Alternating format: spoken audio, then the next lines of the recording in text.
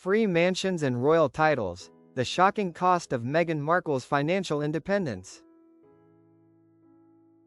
A celebrity columnist unleashes fire, calling her hilariously hypocritical. Is the Duchess living a lie? The brutal truth about her connection to cosmetics mogul Victoria Jackson. The luxury of independence, scrutiny over the safe harbor mansions. Controversy shrouds Meghan Markle, the Duchess of Sussex's relationship with cosmetics tycoon Victoria Jackson, who lets the former actress and Prince Harry use her huge mansions.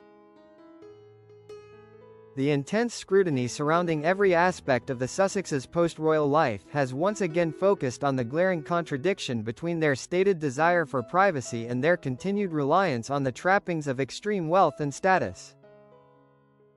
The Duchess of Sussex's relationship with wealthy cosmetics mogul Victoria Jackson, 70, has faced scrutiny in the past week after it emerged the entrepreneur has regularly let she and Prince Harry stay at her multiple mansions for free.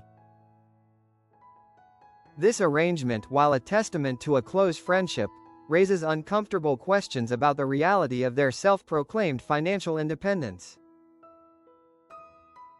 Meghan's friendship with Victoria is such she called the mother of three her safe harbor in a magazine chat in 2021, at a time when she had slammed the royal family in scathing press interviews. This powerful emotional connection, the concept of a safe harbor, highlights the psychological need for sanctuary after the turbulent Megxit. However, the public perception often focuses less on the emotional need and more on the staggering financial privilege involved in accessing such luxury properties at no cost.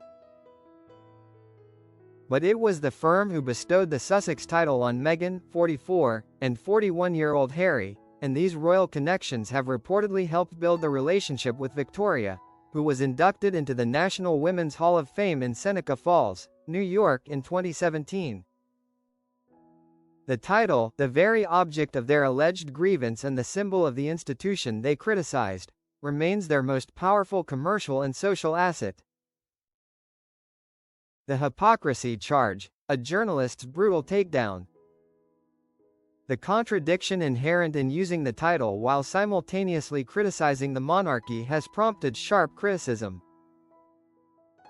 And Jane Moore, a regular on Loose Women, has taken aim at Meghan for this reason. The journalist wrote, both hilariously egotistical and breathtakingly hypocritical considering she and Prince Harry have repeatedly criticized the royal family that bestowed the Sussex title on them. Moore's attack hits hard at the core of the Sussexes' public image, the perceived willingness to exploit their royal status for commercial gain while publicly rejecting the institution itself. The emotional response from critics like Moore is fueled by a sense of moral outrage over what is viewed as an exploitation of the system. Jane, who writes for The Sun, referred to a recent moment in one of Victoria's lavish pads where Meghan had an interview with a journalist from a magazine. Although there were only the two people in the room, Meghan was formally announced as Meghan, Duchess of Sussex ahead of their meeting.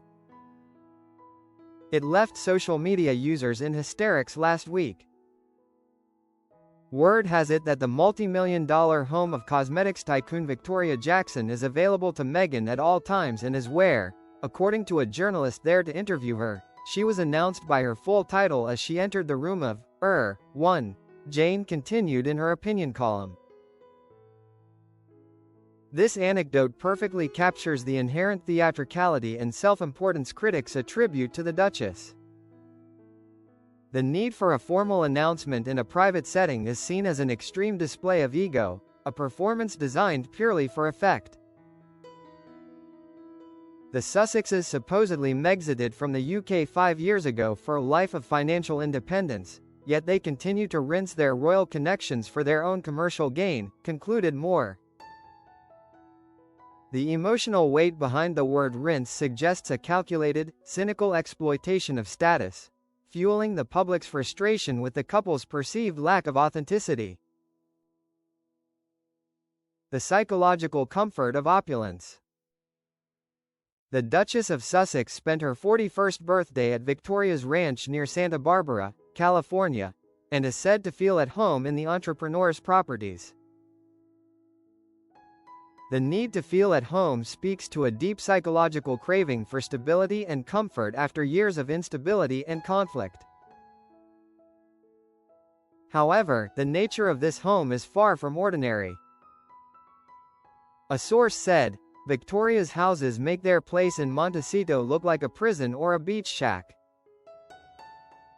It suits them for security, the houses are unbelievable, and they don't have to pay at all, which is also appealing."